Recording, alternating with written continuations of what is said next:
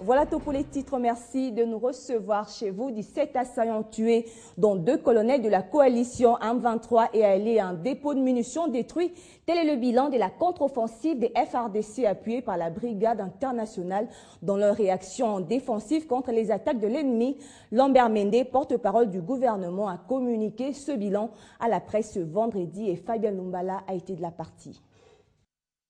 Les forces gouvernementales congolaises, soutenues par la Brigade internationale de la MONUSCO, ont réagi en défensive. Cette contre-offensive a permis d'infliger des revers importants aux assaillants, dont 17 ont été tués jusqu'à hier, parmi lesquels 2 de leurs chefs, des colonels autoproclamés Hama et Tambwe, qui ont donc perdu la vie aux côtés de 15 éléments de la coalition M23 et alliés. Les vaillantes forces armées de la République démocratique du Congo ont en outre pu détruire hier le dépôt de munitions des M23 à Kibumba. À moins de 20 km du front, à Goma précisément, le nombre des obus tombés sur la ville est revu à la hausse, causant mort d'hommes parmi la population civile congolaise. Convaincu qu'il s'agit de crimes de guerre, le gouvernement de la République démocratique du Congo invite les Nations unies et la Cour pénale internationale à cette évidence et demande en même temps au Rwanda des explications sur cette situation. Hier jeudi, en début d'après-midi, 11 obus sont tombés en 2 temps dans différents quartiers de la ville de Goma, touchant Katindo Gauche, Mourara, Office 2 et dans la proche banlieue de Mounigi. Selon le gouvernement de la RDC, la reprise des hostilités dans la nuit du jeudi au vendredi est une initiative du M23 et ses maîtres à penser qui ont lancé une attaque contre les positions des FARDC à Kibati. Les prouesses des forces loyalistes exigent, selon Lambert Mende Omalanga, une fière chandelle du peuple congolais aux forces armées de la République. D'après le porte-parole du gouvernement de la République, la cohésion qui commence à poindre à l'horizon est la véritable clé d'explication des logiques souterraines à l'œuvre dans cette sinistre stratégie rwandaise. Les membres de la CENI ont achevé jeudi les travaux du séminaire de formation sur les leaderships, la prévention et la gestion des conflits électoraux ainsi que l'imprégnation et la planification stratégique de leur institution, une formation organisée du 12 au 22 août dans la municipalité de Lantsele.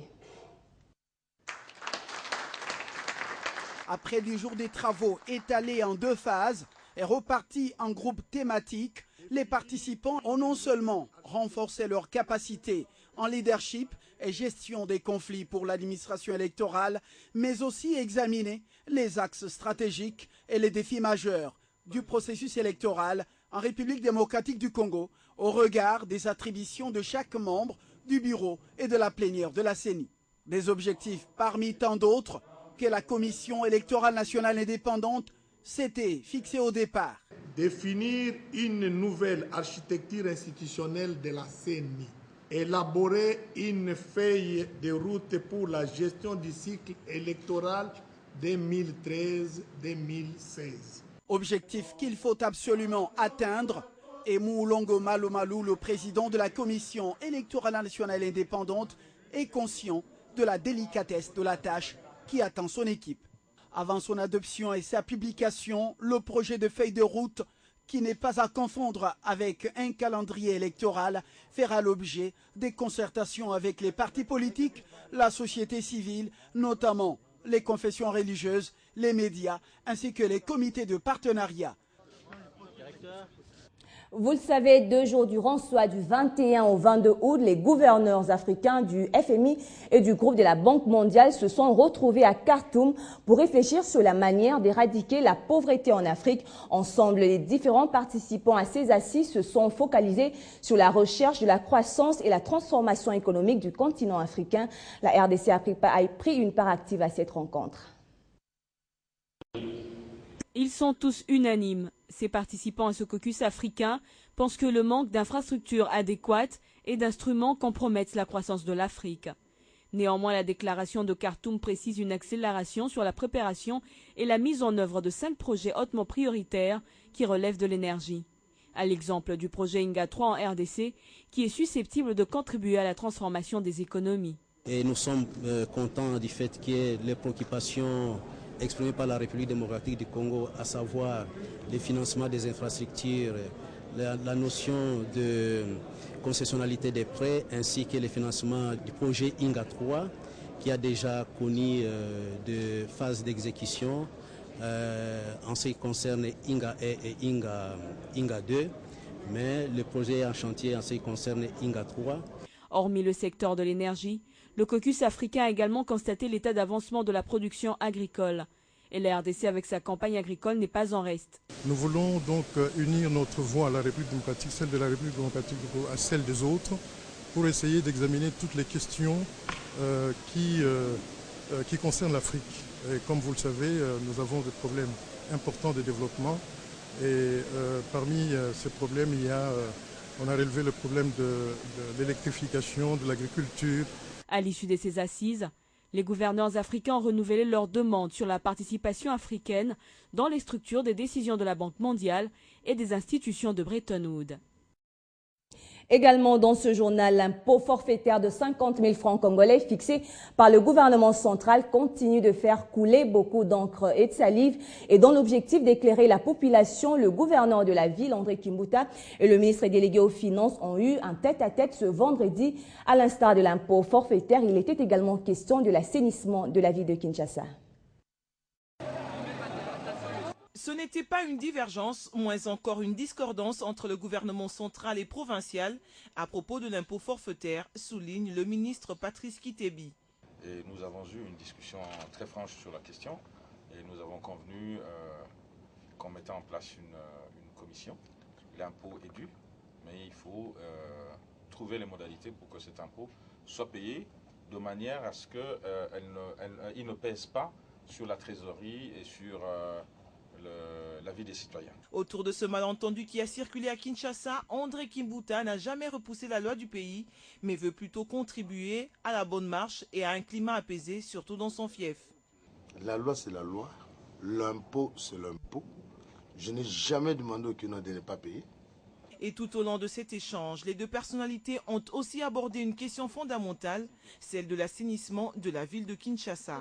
Le gouvernement central est en appui au gouvernement de la province, de la ville de Kinshasa, de la même manière qu'il sera en appui également aux efforts qui vont être faits dans les différentes provinces. Et nous sommes en train de travailler sur un mécanisme, sur demande du Premier ministre, pour qu'un dispositif de prise en charge efficace, de sorte que ces efforts ne s'arrêtent pas brutalement, mais qu'ils puissent se continuer. Ce qui est plus important dans cette démarche, c'est la vulgarisation et la sensibilisation. J'ai dit les mamans et les papas qui ont des étalages dans le marché sont victimes de la mauvaise interprétation de la loi par les agents de la DGI. La population qui est directement concernée s'inquiète et veut que cette décision soit juste, équitable et non confiscatoire. Économie toujours, l'autorité de régulation des marchés publics a consacré 2 journées entièrement à l'évaluation du nouveau système de passation de marchés publics en République démocratique du Congo. En conclusion, cet atelier des restitutions du rapport d'audit pour l'exercice budgétaire 2011 s'est clôturé sur une note relativement satisfaisante avec en toile de fond des recommandations formulées par les experts de l'Organisation des coopérations et développement économique. Au total, 24 faiblesses ont été constatées et des recommandations ont été formulées dans le nouveau système de passation des marchés publics en République démocratique du Congo. Telle est la conclusion du travail mené par les experts de l'Institut supérieur africain pour le développement de l'entreprise, estimant que la qualité du système de passation des marchés publics se situe tout de même à un niveau satisfaisant. Par rapport aux indicateurs de base de l'Organisation de coopération et de développement économique, le système a été évalué à un score de 111 points sur 165, soit une moyenne de 2,6 sur 3. Nous avions eu à conduire l'évaluation qualitative. La RMP, contrairement à toute attente, quand même, a pu obtenir réellement la note de 2,06 sur 3. Le financement de l'autorité de régulation des marchés publics demeure soumis aux décisions administratives et peut être facilement remis en cause, notent les experts de l'Institut supérieur africain de développement de l'entreprise. D'où l'urgence de mettre en place un mécanisme de financement pérenne de l'autorité de régulation des marchés publics, lui garantissant son autonomie et son indépendance à travers notamment les taxes fiscales. Tous les participants ont été contents de la télé de restitution. Je parlerai plus de mettre des moyens à la disposition des RMP. Comment voulez-vous d'une réforme en matière de passation des marchés et lorsque l'organe qui est chargé de la régulation n'est pas dans de bonnes conditions de travail? L'autorité de régulation des marchés publics devra donc concevoir les mesures spéciales telles qu'un numéro vert ainsi qu'un programme structuré et de mécanismes permettant les dénonciations de comportements frauduleux dans les procédures de passation des marchés publics en République démocratique du Congo. Faire de la République démocratique du Congo un pays émergent à l'horizon 2030, c'est possible, mais il existe des enjeux et défis à relever pour y arriver. Le ministre du Plan et suivi de la Révolution de la modernité, Célestin Vunabandi, l'a expliqué au cours d'une conférence débat organisée ce vendredi, journée consacrée au ministère à la Foire internationale de Kinshasa. Nous devons nous focaliser sur l'essentiel, que chacun d'entre nous sache ce qu'il doit faire et qu'à l'horizon 2030, les pays soient émergents. Les enjeux de la révolution de la modernité requièrent un certain nombre de réformes et des actions à piloter pour accompagner la vision du chef de l'État. C'est à l'issue d'une conférence débat axée sur les enjeux et défis actuels de la planification du développement en RDC que le ministre du Plan a expliqué les efforts fournis par le gouvernement. J'ai reconnu qu'il y avait des défis. Et ces défis, c'est notamment un certain nombre d'actions que nous devons mener dans le domaine de l'élaboration des politiques sectorielles au niveau de tous les ministères sectoriels. C'est notamment au niveau de la coordination de l'aide au développement. C'est notamment au niveau de l'outil statistique que nous devons améliorer. Pour y arriver, le gouvernement a lancé le recensement général de la population, l'étude nationale prospective, ainsi que la mise en place prochaine des centres d'analyse. Après avoir échangé pendant 2 heures avec les participants, Célestin Vunabandi a procédé à la visite des stands des différentes structures et autres directions du ministère installées à la Foire internationale de Kinshasa. Et en sport, nous parlons des concertations nationales qui sont aussi d'un grand intérêt chez les sportifs. Étant partie prenante à ces assises, le mouvement sportif congolais tient à un quota conséquent quant à leur participation. Ce vendredi, les athlètes des différentes disciplines et quelques membres du mouvement sportif, avec en tête le secrétaire général du comité olympique congolais, ont fait une descente au Palais du Peuple. Question de lever l'équivoque sur leur participation à ces assises. Je crois que le moment est quand même venu pour qu'on puisse prendre en considération les desiderata de ce secteur. Prendre les desiderata des sportifs, c'est notamment leur donner accès aux concertations nationales, d'où les besoins de se faire une idée sur les quotas leur réservés en tant que membres de la société civile, ce qui a motivé cette descente au Palais du Peuple avec, à la clé, un bref échange avec Kengo Wadondo, l'un des présidents du Présidium, et des échanges avec Gati Kalala, membre de la société civile. Il faut vraiment que ces secteurs-là puissent prendre une part active avec un quota conséquent pour que nous puissions faire entendre nos voix. Une démarche qui a certes trouvé satisfaction puisque les sportifs sont partis du Palais du Peuple rassurés de leur participation à ces concertations. Ce n'est pas que dans le milieu sportif, il faudra amener tout le monde, non. Mais sinon, s'il y a 1, 2 ou 3, je ne sais pas combien, tel que ça sera réparti, ça dit que la voix des sportifs sera portée aussi dans ces assises.